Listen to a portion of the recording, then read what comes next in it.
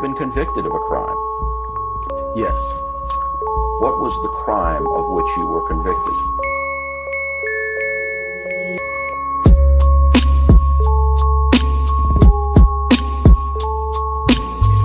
Did you in fact commit those acts?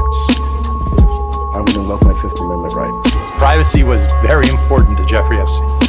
Please state your full name. I'm Jeffrey Edward Epstein, and my residence address is 6100 Red Hook Boulevard in Virgin Islands. Same answer.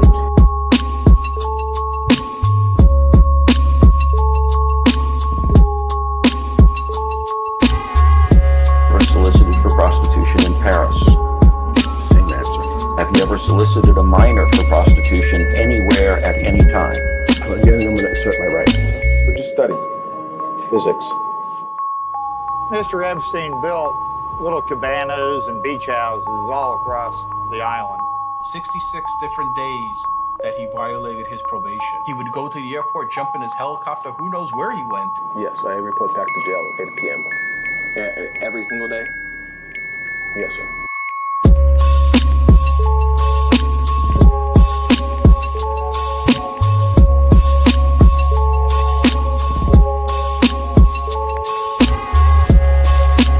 Is it true, sir, that you have what's been described as an egg-shaped penis? No, in fact, the Supreme Court recently said that the Fifth Amendment right is there to protect the innocent. So, that's the way I'd like to answer that. Talk about Jane Doe 102, Virginia Roberts. What's the last name? How's it spelled? Do you know Virginia Roberts? So she's again who?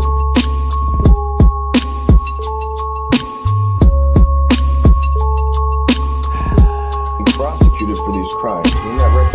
Objection, argumentative, harassing, and calls for a legal conclusion.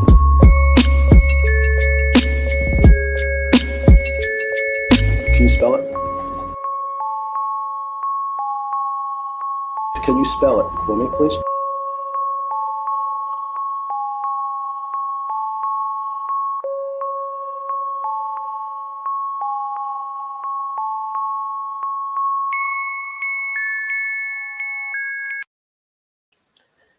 Welcome, one and all, to another episode of the Epstein Files. I'm very excited today. I've been looking forward to this interview for quite a while.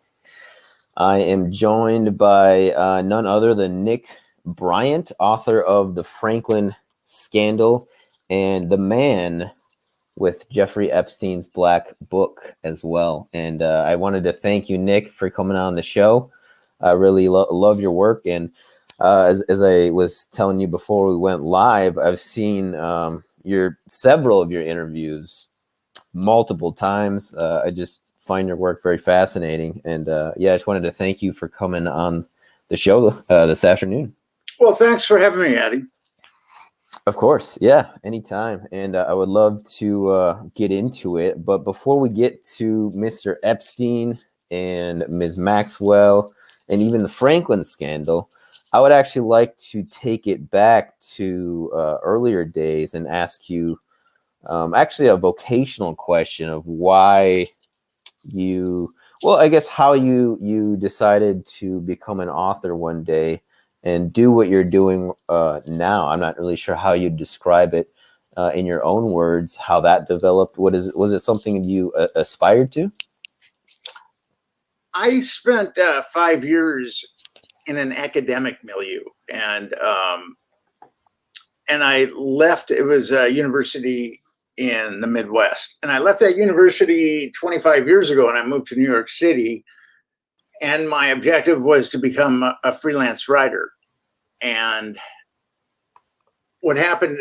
I covered so many different things over the last 25 years. I've been living in New York for 25 years. I've covered a lot of science conferences. I've written an article on the Hells Angels. I've written an article on the former boss of the Lucchese crime family. I've written about child abuse. I've written about a lot of different stuff over the years. But About 17, 18 years ago, I stumbled across a U.S. Customs report that was pretty malignant. I mean, I was really stunned by it. And the last 18 years, it was a U.S. Customs report by agents that were investigating the finders, and which was a cult out of Washington, D.C. And two of the adult finders had been busted with 6 kids in Florida. And the kids were taken into protective custody. And actually, I've got not only the U.S. Customs report, but I've got the Tallahassee police report. And the Tallahassee police report gets into at least 1 or 2 of the kids showing definite signs of sexual abuse. And then the CIA stepped in to the investigation. And ultimately what happened was, once the CIA intervened, all the charges were dropped. And these finders, these 2 adult finders, were looking at multiple counts of child abuse, certainly enough to put them away for a lifetime. And after the CIA intervention, everything was dropped, and the finders were no longer a cult. They were a communal group, according to the Washington Post. And I was stunned by that document. I was stunned by it. And I thought I kind of had the world figured out, but that document did not fit into any paradigm that I'd even contemplated. What is the CIA do? What is CIA doing? First of all, domestically, but also intervening on a weird cult doing bad things to children. I mean, what was going on there? So that's how I ultimately stumbled into this very dark universe. That was about 2003, you said? 2002, 2003, yes. The finders, U.S. Customs report on the finders was my wormhole into this very dark universe. Wow. And you seem to be one of the only people that I can find that have been researching this topic for this long, or these people and this sorts of activities. Obviously, with the Epstein thing, that really brought it into the wider public consciousness for the first time, really. And you've described Americans as being kind of naive before, and this is actually something that I agree with. I do think that Americans have a general lack or general ignorance that a lot of other citizens around the world don't have about certain things. But as your realization of these activities going on happened, what led that to being like, okay, I want to write a book about it? Well, I was looking for other examples of this type of intervention, and I came across one in Omaha, Nebraska, what I thought to be one. There was a book that had been written about it, and it wasn't, there was some of the book wasn't, I didn't think it was well written. It lacked a lot of corroboration. And it tried to go places that I didn't think that it had corroboration to go to. And I mean, it was a good start. And then after that book came out, it was a self-published book. And then after that book came out, UK film crew came here to make a documentary on it. And the documentary was never shown. There's a number of reasons why the documentary, or there's been a number of postulates why the documentary was shown, but I talked to the producer and I also talked to the director, and they were told by the Discovery Channel that it just wasn't right for them. So that was Conspiracy of Silence, correct? Yes. Okay, I did watch that one as well. And you mentioned a university in the Midwest. Was that the University of Minnesota? Yes, I was at the University of Minnesota. Okay, and what did you study there, if you don't mind me asking? I majored in philosophy. Oh wow, very interesting. My aspiration was to be a educated cab driver or an educated parking lot attendant. There you go. I like it. Is it true that you got your skull cracked open by some cops one time? I had a very bad night with some police officers one night, but I don't really want to talk about that. Okay. So you graduated from Minnesota, and then you wrote this book, and I mentioned before that I read it. I actually did a review of it as well. The link is in the description if anybody wants to see it. But you recently changed your Twitter handle, I know, from Epstein Justice to it's Kids Too. Is that it, Nick? Yeah, we're working on launching a movement called #KidsToo. And that's what I changed my Twitter handle to. I haven't been doing a lot of tweeting because we have yet to complete the website for that yet. Okay. I'm going to put the link to that in the live chat right now, people. If you want to go, please go and give that a follow. You also have a petition that you got going for the Epstein victims as well. Yes, on change.org. Actually, the Epstein victims, there's 7 Epstein victims that are listed on, and a number of organizations. Okay, fantastic. I will put that in the live chat as well. If people would go over and sign that, that would be fantastic. I also am now putting the entropy chat in the stream as well, if people want to use that for super chats or uncensored discussion. I want to thank everybody for listening today as we talk with Nick Bryant. And there's a key guy I wanted to ask you about as it pertains to Epstein later, but I want to focus on the Franklin scandal a bit before we get into that.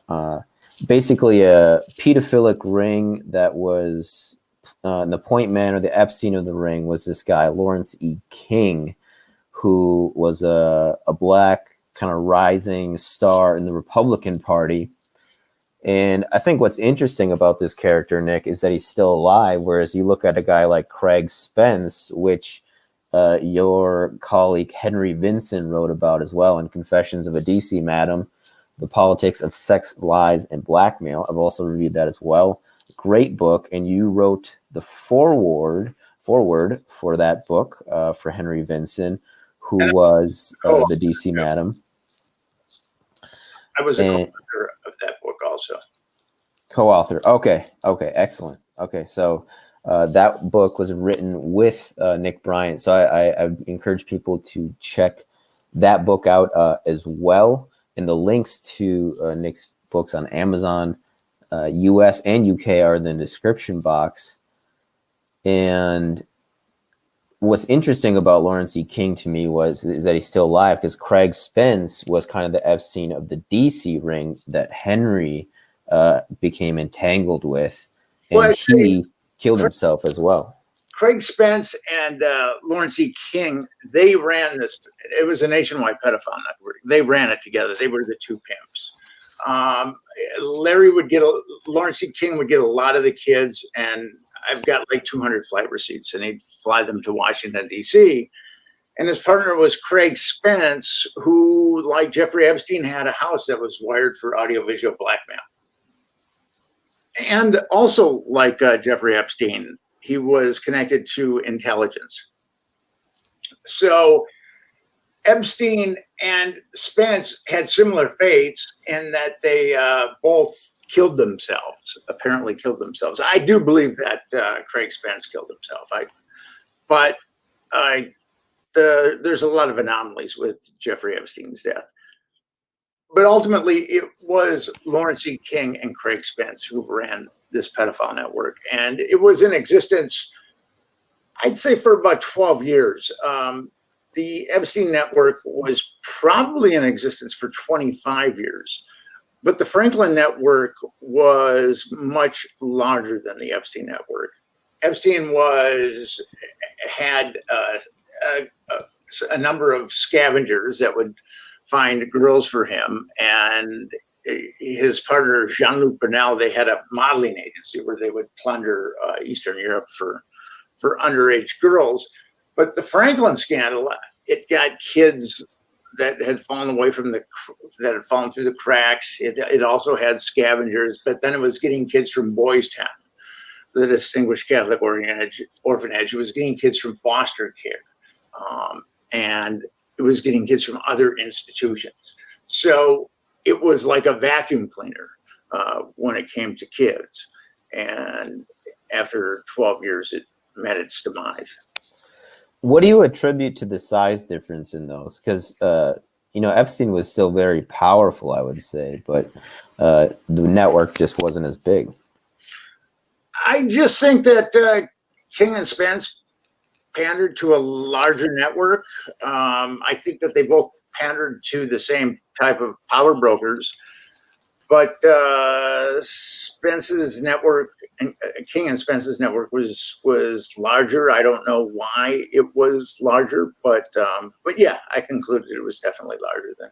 I mean, Epstein's network was pretty large too, but the Franklin. When I first started digging into the Franklin network, I believe that they were the people that were part of that network were making child pornography, and a number of the power brokers were very sadistic to the kids. And then as I've gotten to know about the Epstein network, I think that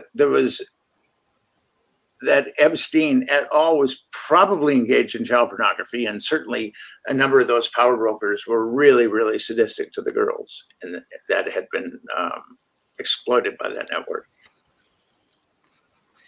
Okay. And mentioned Conspiracy of Silence, the documentary. You were also in the documentary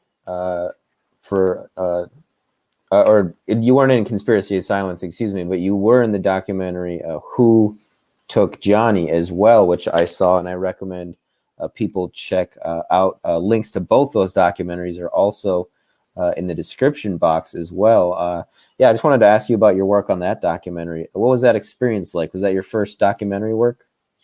It was, and I've been trying to make a documentary about Franklin for quite some time, or actually a docuseries. But Who Took Johnny was, I was a co-producer or something to that effect. I'm not really, I don't have my Hollywood handles right yet, but I was, yes, I was also interviewed. And the reason why I was interviewed is because I believe that people that were affiliated with the Franklin network abducted this paperboy, this 12-year-old paperboy in West Des Moines, Iowa. His name was Johnny Gosch. Yeah, Johnny Gosch, and he was the first kid on the milk cartons, as I understand, as far as a missing child. And you actually connected him to the Omaha, Nebraska Franklin network as well via Paul Bonacci, right? Or that's an Italian pronunciation, but Bonacci, as they say, right? Paul Bonacci. Yes, Paul said that he had helped with the abduction of Johnny Gosch, and America's Most Wanted actually did like 5 or 6 segments on this, where they took all the information that Paul gave them, and they found that Paul told them where the kids were stashed in Colorado, and he took them there. And Paul had said that there was a chamber underneath the house where the kids would be kept, and there was in fact a chamber underneath the house where the kids were kept. And Paul said it was near a big rock that looked like an elephant, and this place was in fact near a big rock that looked like an elephant. And then he's provided a number of details about Johnny that other people have corroborated. So I would say it's safe to assume that and Paul regrets, of course, he regrets that he's gotten out of, he was exploited from a very young age and had a horrific life.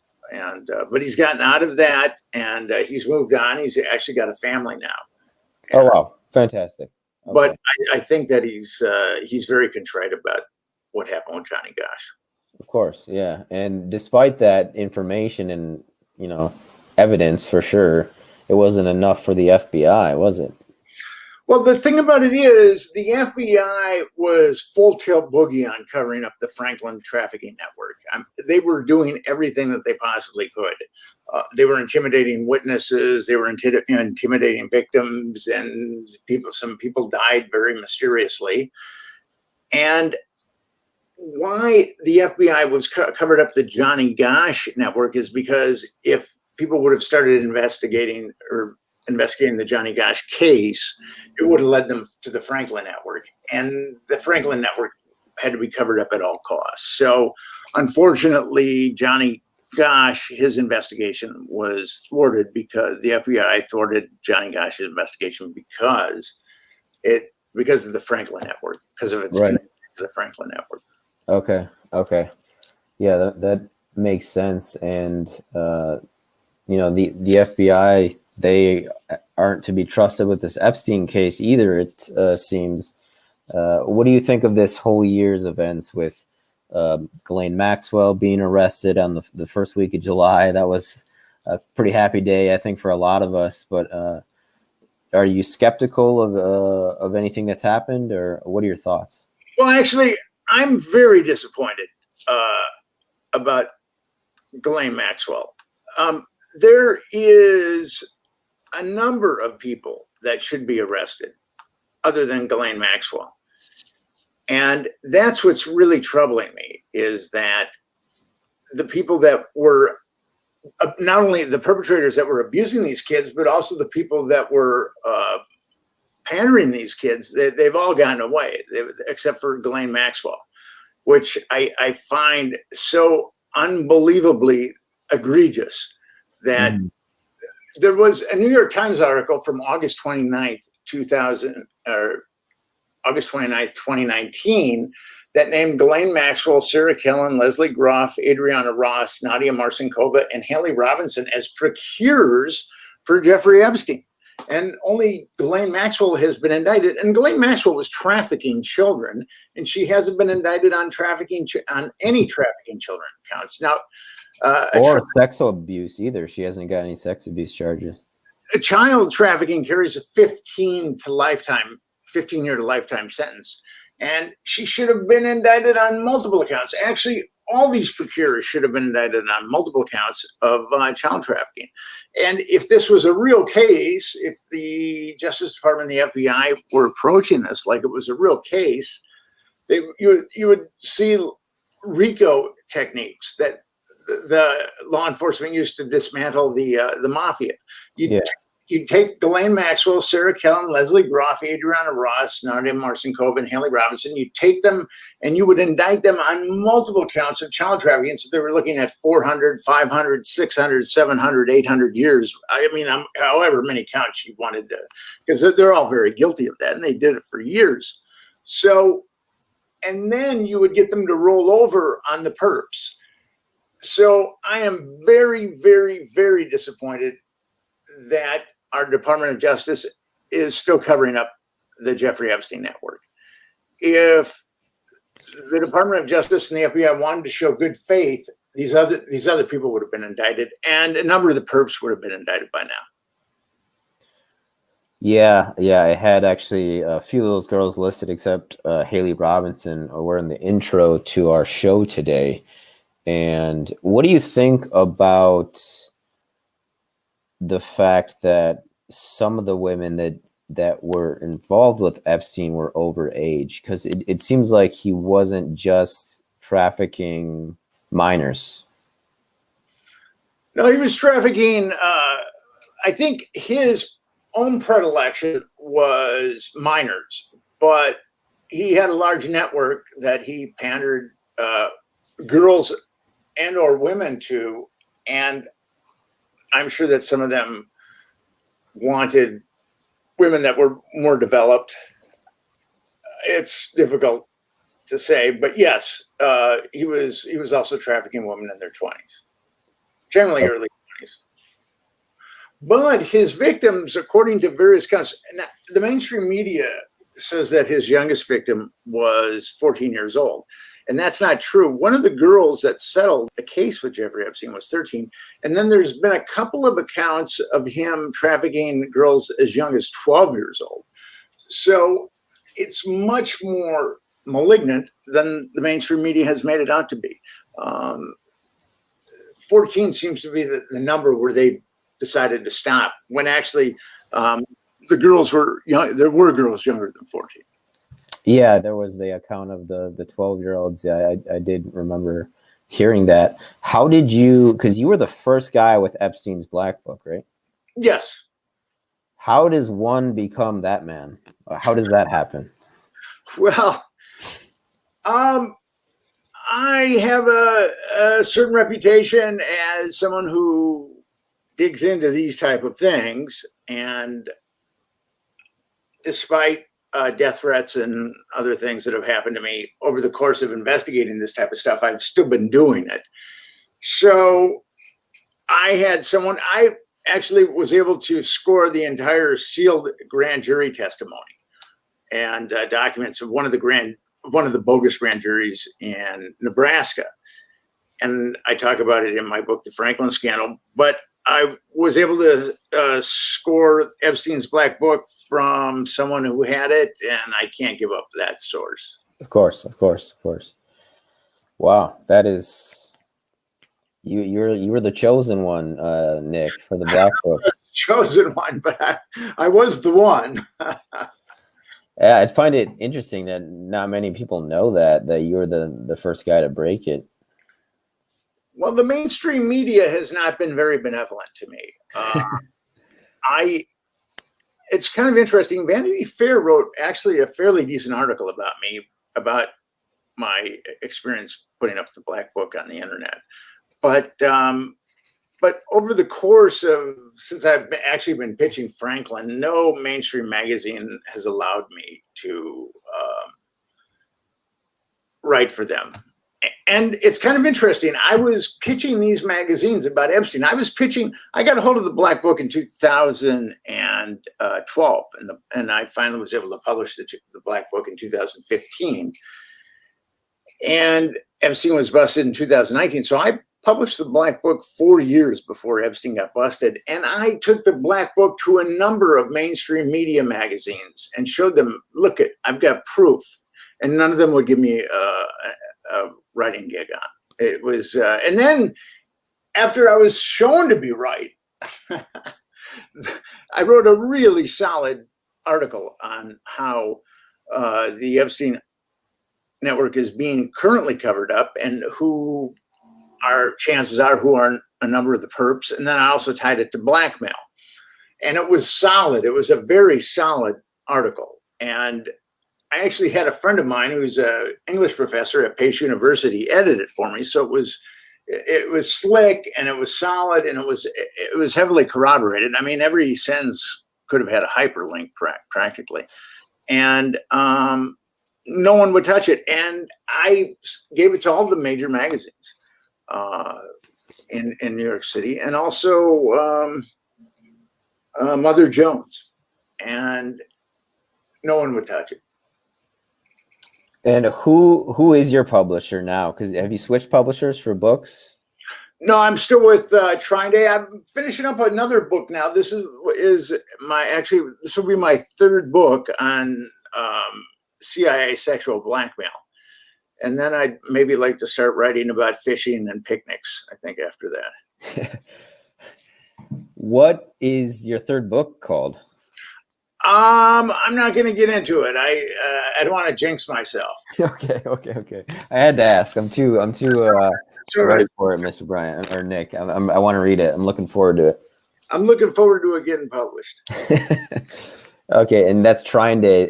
Once again, you said. Trying Day published Confessions of a DC Madam and the Franklin Scandal, but I'm going to look for probably a bigger publisher for this book. Oh wow! Okay.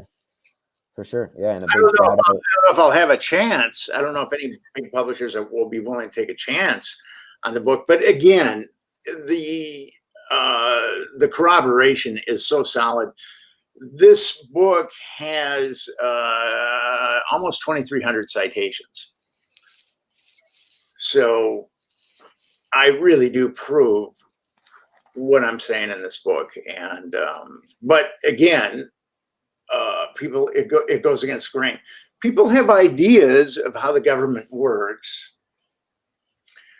and the liberals think that Donald Trump is a sociopath, and then they think that Joe Biden will save us. And then the right wingers are thinking that Joe Biden is into some heavy duty criminality and Donald Trump is saving the world. So as long as it's really sad that this polarization has happened between the right and the left. And as long as that continues, our republic is going to have a very difficult time of it. But then underneath that, you have all the blackmail that's going on. And our politicians are certainly susceptible to blackmail, but then a lot of them are just willing to make Faustian pacts for power.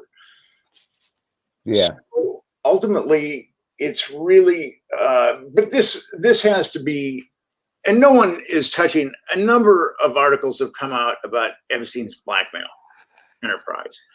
A number of articles, Vanity Fair, I think the New York Post, New York Times had an article about it. And then CBS This Morning was interviewing Maria Farmer, and she was talking about all of Epstein's hidden cameras. But no one, there's been individual reports about it and articles, but no one has put it together. And also with Alexandra Acosta, who was Trump's labor secretary, he had been the U.S. attorney for Southern Florida, and he was the guy that gave Epstein his sweetheart deal of Epstein. Actually, the Justice Department had a list of 32 Epstein victims, and the Justice Department engineered a deal where Epstein would do 18 months in county jail, and he ultimately did 13 months. But when he was getting interviewed by the Trump people, according to Vicky Ward, they asked him why he didn't go after Epstein harder. And Acosta said, I was told it was above my pay grade and that Epstein was intelligence and to back off. So we definitely have a very solid account of Jeffrey Epstein being part of the dark basement of intelligence, the dark malignant basement of intelligence that actually the Franklin Network was part of too. Yeah. One of the dark arts in the toolbox of intelligence. Yeah, that's good. Good way to put it. And what do you? Because you mentioned the women procurers who are all mostly very beautiful women who I think were also recruited and then became procurers themselves. And Ghislaine Maxwell, I mentioned before, I kind of see her as the queen on the chessboard, like the most powerful piece. But once the king was captured, Epstein, then the game was over for all, eventually even the queen as well. I don't know what your thoughts are on their ties to Mossad and who had the real seniority in the relationship. Have your thoughts changed on that? Well, my thinking on that has been Jeffrey Epstein was blackmailing American politicians in America. There has been innuendo. Certainly Maxwell's father was with the Mossad, and there's been innuendo that Maxwell was with the Mossad. But even if Jeffrey Epstein was very, very close to Ehud Barak and actually provided Ehud Barak with young girls, the former Israeli prime minister. Convicted rapist, former Israeli prime minister. I didn't know that I didn't think that he was a convicted rapist. That's per Ryan Dawson. Huh. I'll have to look into that. But anyway, he was certainly plundering these young girls that Jeffrey Epstein was bringing across the Atlantic. And I just can't see. Jeffrey Epstein and Ghislaine Maxwell might have had connections to the Mossad, might have been working with the Mossad, but I just can't see the CIA or that dark malignant corner of the CIA allowing the Mossad to compromise American politicians in America. Whoever was doing it if the Mossad was doing it, then the CIA was getting a cut of that intelligence. And if the CIA was doing it, the CIA is very good at it, but then the Mossad is probably very good at it too. It's just what intelligence agencies do is blackmail people. So you couldn't say at this point whether Epstein's true allegiance was Mossad or CIA? Well, according to our former labor secretary, it was intelligence. So would it be American intelligence or Israeli intelligence? But like I said, I just can't imagine that the CIA would allow the Mossad to compromise American politicians in America without being privy to what they were up to and getting a cut of whatever they did. I agree with that if the condition is that the intelligence agencies haven't overlapped substantially already in some sort of metacabalistic way. Well, I think that's that there's a possibility there. In 1999, I interviewed the former boss of the Lucchese crime family at the Supermax prison. And wow. Excellent. This is getting a little off the course, but no, please. I'll bring it back. So he told me that he was that there were some Mossad guys that were involved with them. And he said that a guy named Joseph Reich was with the Mossad. And then I looked into that, and actually he told me a number of things that I was ultimately able to corroborate. But he said that Joseph Reich had killed someone in organized crime and fled back to Israel, but that he had a lot of money in a Swiss bank account. And Israel and the Department of Justice did, in fact, try to extradite this individual. And the Israelis said that they would try him in an Israeli court, and an Israeli court found him innocent. An Israeli court found him Mossad agent innocent of murder. Oh, really? I've read that, Nick, that pedophiles will seek refuge there because of their non-extradition clause. I don't know about that, but I will say that there are. I came across various accounts of auctions of children where children are auctioned off, and you attended them? No, I did not, but I heard accounts of them. Okay. And by some people that were affiliated with that network and were pretty unctuous and sociopathic. But then there was also a journalist that had dug into that world too, and he was invited to, where he would have been able to infiltrate one of those auctions, but he opted not to.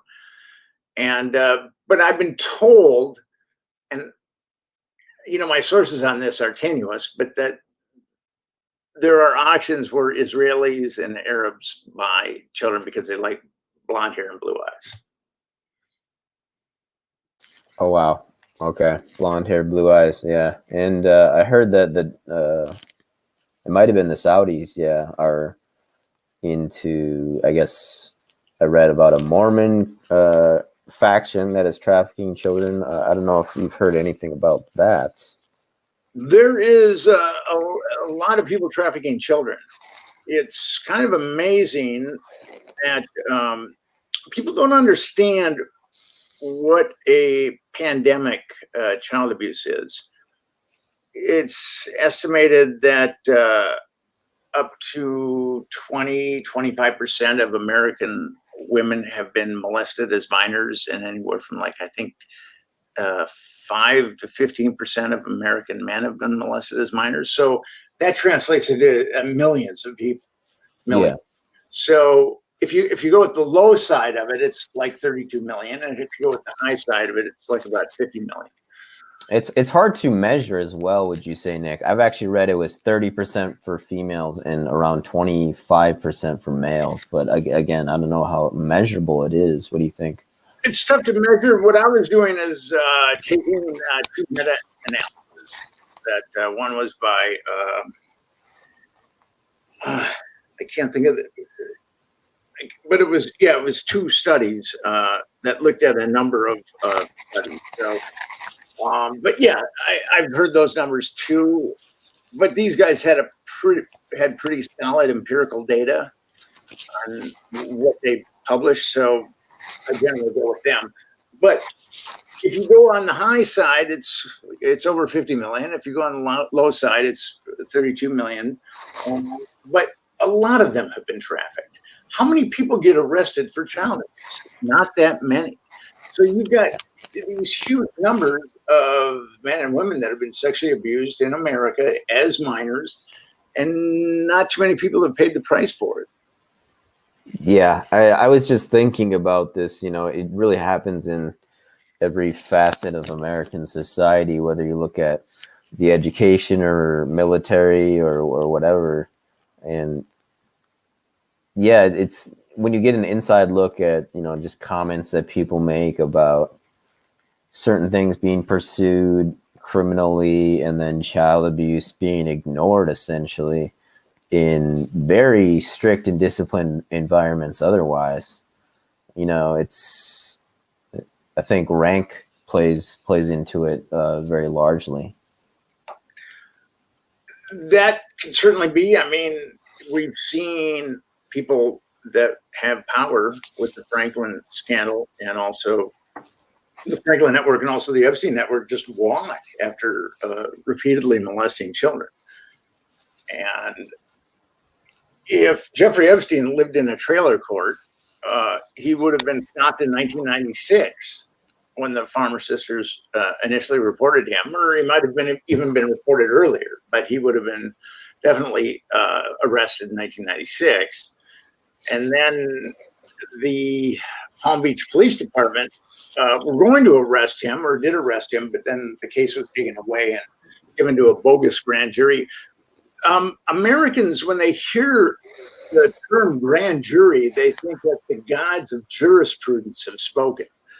But grand juries are really susceptible to being hijacked because with a grand jury, there's a special prosecutor that's appointed.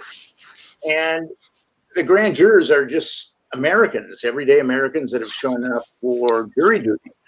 And they've been funneled to a grand jury.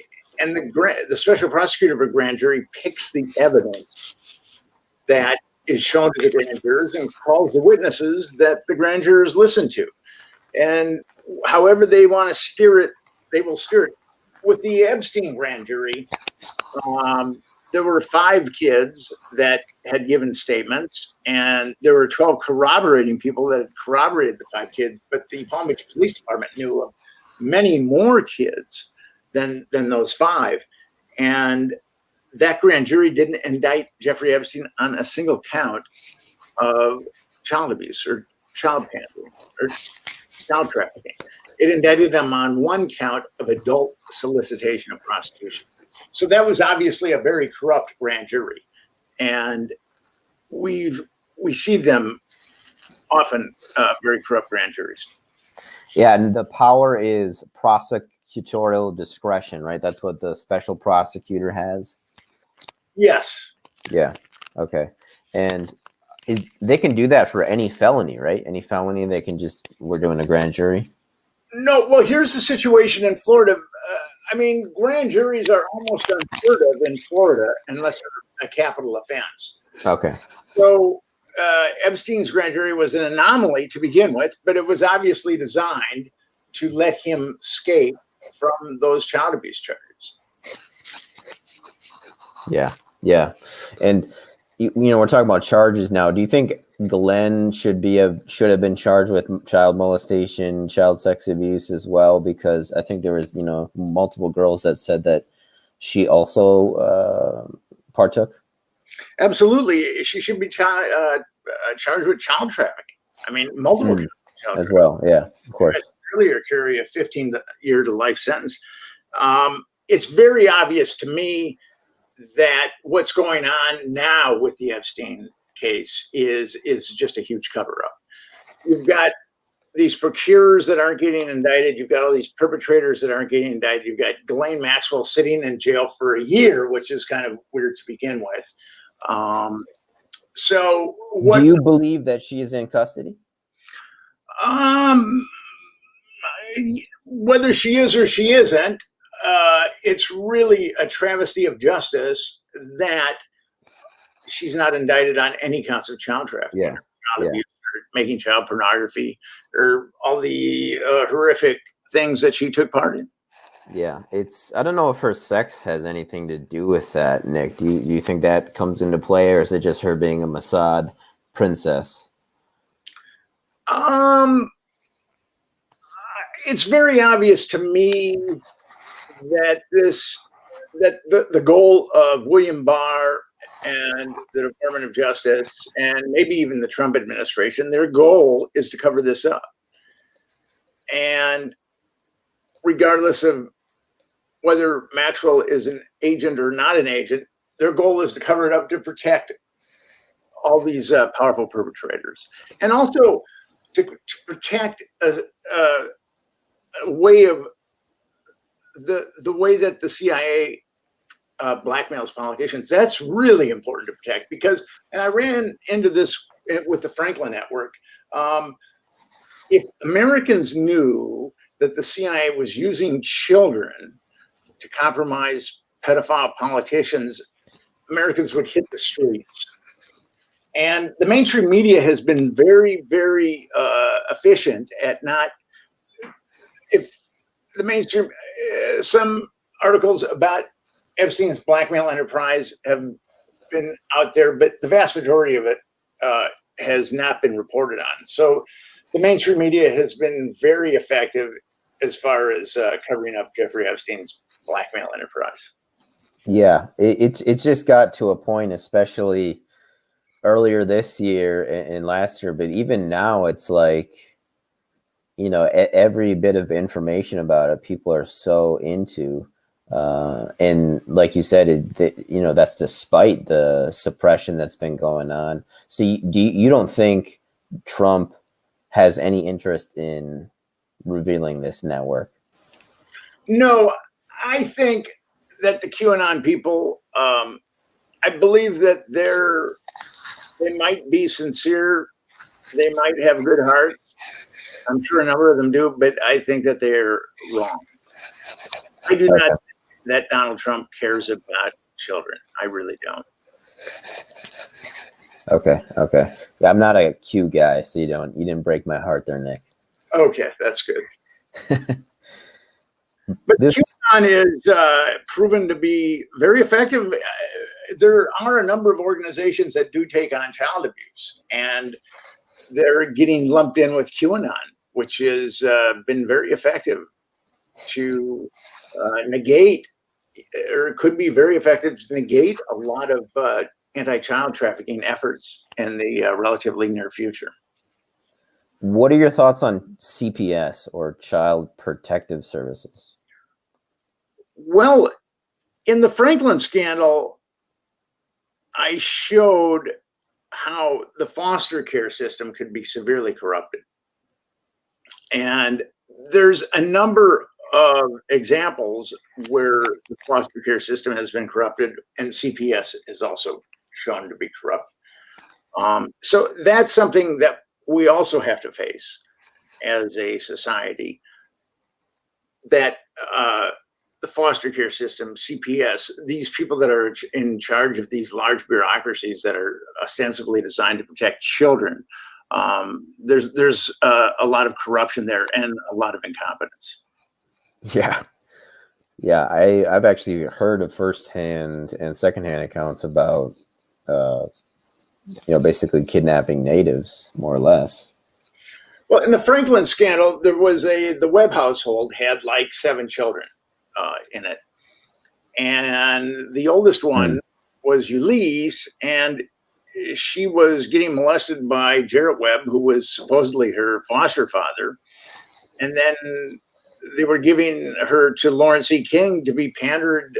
She was flown to a party in Chicago, and also flown to a party in New York City. And the same social worker was responsible for putting all those kids in that home. And then when the Franklin scandal started blowing up, she split to San Francisco. And she's never returned any of my phone calls. Yeah. I've called her a number of times. But the girls' club of Omaha was also, Larry King was on its board. And then the Franklin Network was getting children from the girls' club. I mean, the girls' club, Boys Town, there might have been another institution that was involved, providing minors. It was like that network had an insatiable appetite for children, much like Epstein. And unfortunately, many of the Franklin victims actually died, whether if it's of overdose or otherwise. You know, Gary Carridore was kind of the point man for the investigation, kind of the high scorer, so to speak, if you're talking sports terms. And then he died very randomly, very suspiciously, as his Cessna plane kind of fell apart in midair. So that's something to know as well. Gary Carridore was murdered. Gary Carridore, to give your listeners some background on this, Gary Carridore was hired by the Nebraska Senate to look into the malfeasance of Lawrence C. King. And he was being sabotaged by the FBI, and he was being sabotaged by the Department of Justice. He was also being sabotaged by local law enforcement. And ultimately, the FBI started to tell the victims, or at least one victim, Alicia Owen, that if you say that Gary Carridore scripted these child abuse allegations and gave you money, we'll let you walk. And Gary Carridore realized that the feds were coming after him because he'd been very effective. Prior to his arrival on the scene, the feds had been very, very good at covering up this child abuse network. But once he got involved, I mean, I've got like his investigative notes, and I've got just about everything he collected. He's got like 200 flight receipts that where Lawrence C. King is chartering jets that are going to Washington, D.C. And once Gary Carridore realized that he was no longer the hunter, that he'd become the hunted, he flew to Washington, or he flew to Chicago in his Cessna, and there was a blackmail photographer that worked with Lawrence C. King. His name was Rusty Nelson. Rusty Nelson gave him pictures that were going to break this wide open. Now, if the dominoes started falling in Omaha, they were going to fall all the way to Washington, D.C. on this. And once he got that evidence, and I've got in the Franklin case, I've got 5 sources that talk about him getting that massive evidence. He was flying back to Omaha, and then his plane disintegrated in midair. And there's so many anomalies involved with that. The National Transportation Safety Board said that pilot error caused his plane to break up in midair, and Cessnas generally don't break up in midair, even if there's pilot error.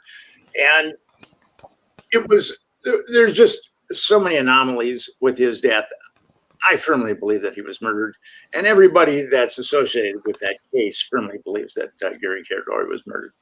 Yeah, it's unfortunate because he was, doing such great work on it, and his son was with him too, as well.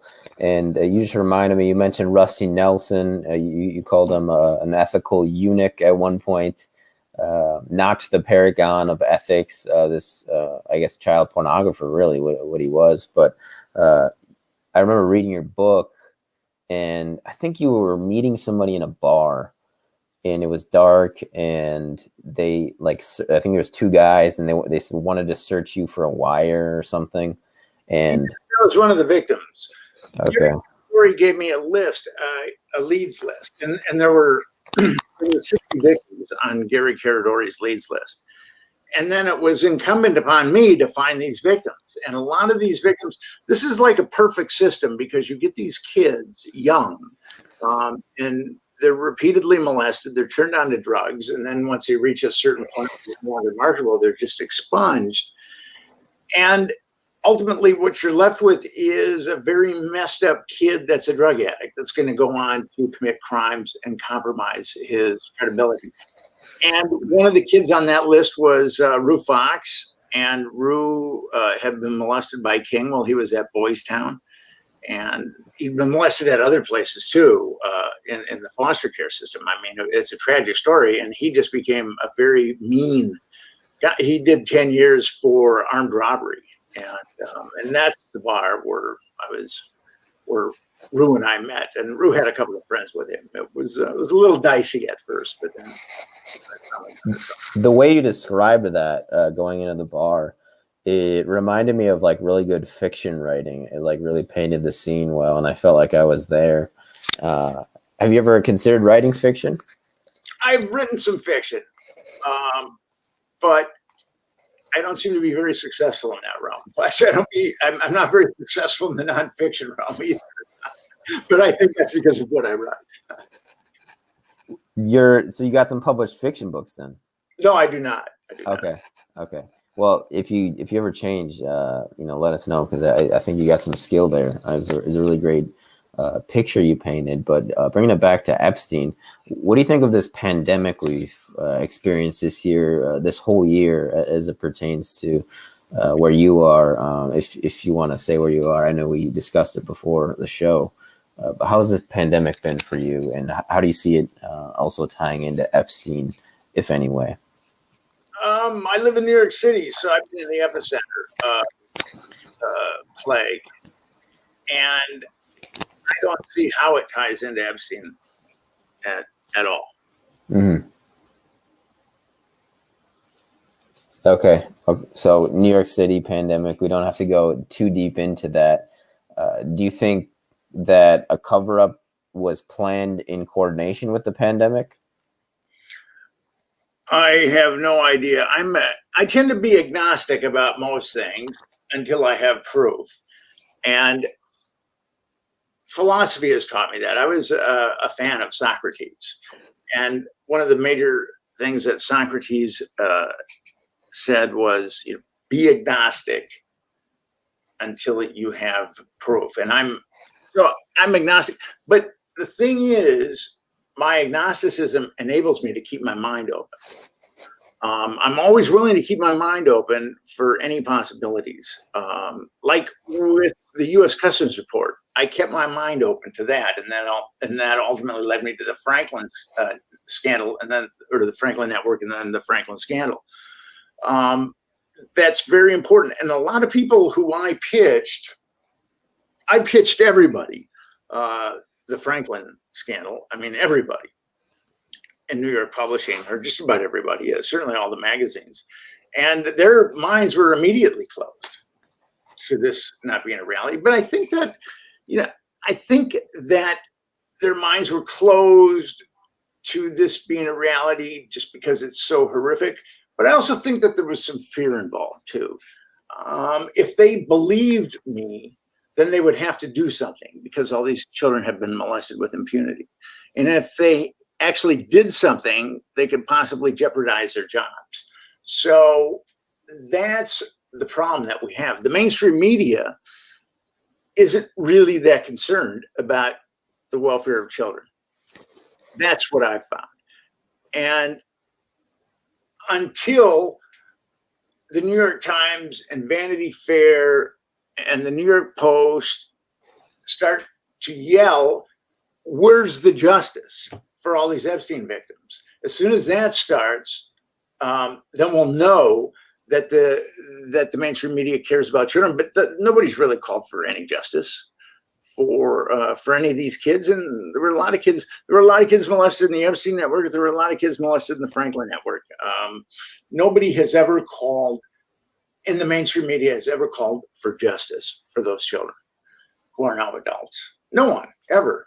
So, and as I said earlier, I wrote a really bulletproof article on the Black Book and the Blackmail, and no one would touch it. And what I tried to do with that article is I tried to show why there's an ongoing cover-up with Epstein. And I think I did a pretty good job of it. But again, no one would touch it. And here's the difference between the Epstein and the Franklin scandal. I had the Epstein, when I was pitching the Franklin scandal, forget about it. This was the stuff of tinfoil hats.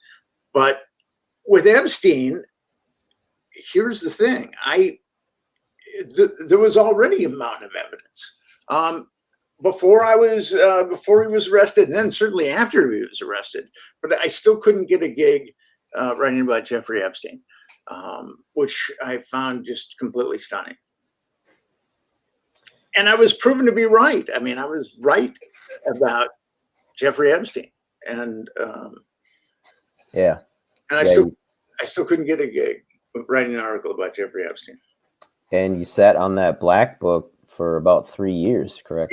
Yes. Yeah. Before Gutter was finally able to was ultimately willing to publish it, and but I pitched the black book to just about every magazine. So that's why I'm saying that the mainstream media, like America, might pay a lot of lip service to children, but it really doesn't care that much about children. And actually, America as a whole, a lot of America's children are in a pretty deplorable state. The families with children are the fast growing segment of the homeless population. There's a lot of problems with children right now. I wrote a book in 1995 about lower socioeconomic children in the United States, and so I've always tried to be an advocate for children, and I've written a number of articles about children's issues. And what is that book called, the 95 release? That's called America's Children Triumph or Tragedy. Okay, excellent. And before we end off here, Nick, I just want to tail that question with any other books that you have written that you want to list before I get to my last question. No, that's about it. Okay. So Franklin Scandal, as we mentioned, Confessions of a DC Madam, and then what was the 95 release called again? It's Triumph or Tragedy? America's Children Triumph or Tragedy. Okay, excellent. And what have you? I've been interested in what you've been working on recently, Nick. You said you've been mostly writing. Is that right? Yes. Do you want to announce anything or? No, I'm good. Okay. Well, I wanted to thank you for talking to me today, Nick. I've, as I said, I've watched several of your interviews multiple times, and I said, before, read both your books. I'm going to get into your 95 book as well. I actually didn't know that. Where's your new website at now, Nick? Because I know you got a new Twitter, which I actually didn't know until we spoke before broadcasting today. So I'll add that. We're working on building a website right now. It's not up. But when it's up and running, I will certainly give you the address. Okay, excellent, fantastic, Nick. I wanted to, just say thanks again, and would you be willing to chat with me again sometime? You're one of my favorite authors recently, and I just really enjoy this interview today, this conversation. As your listeners will be able to hear that I'm definitely will. So you can definitely hold me to it. Awesome. Thanks, Nick. I really appreciate it. Want to thank everybody for tuning in. As I said before, I will add Nick's Twitter to the description box and his website. Once he has that up and running, I'll add his links to that as well. But also listed is the Amazon US and Amazon UK. And your Franklin Scandal book is still being sold via Trine Day. Is that correct? Yes. Okay, so I'll put the Trine Day link down in the description box as well. And a shout out to Chris Milligan there. So any final thoughts for the audience today, Nick? We had about 80 folks or so tuning in with us live, plus the exponentially infinite number of folks who'll see this interview in the future. Well, there's a Jeffrey Epstein cover-up going on now, and that's something as Americans that we need to address. he's molested all these kids in broad daylight, so to speak. And we have to do something about that. And our mainstream media has to do something about it. And then Americans ultimately have to come to the rather unsavory truth that a number of their politicians are compromised by intelligence entities, and that these intelligence entities, there's no line in the sand. I mean, they will use children, which I really think that's very troubling to me, that that these intelligence entities are willing to use children to compromise people. Agreed, Nick. Thank you so much. You're getting a lot of thanks from people in the live chat as well. I think people really enjoyed our chat today. Please go and support Nick on Twitter and buy his books as well.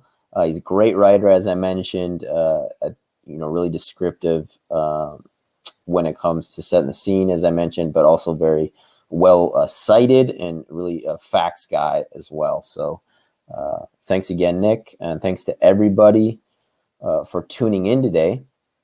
And we will see you all next time. Stay frosty, folks.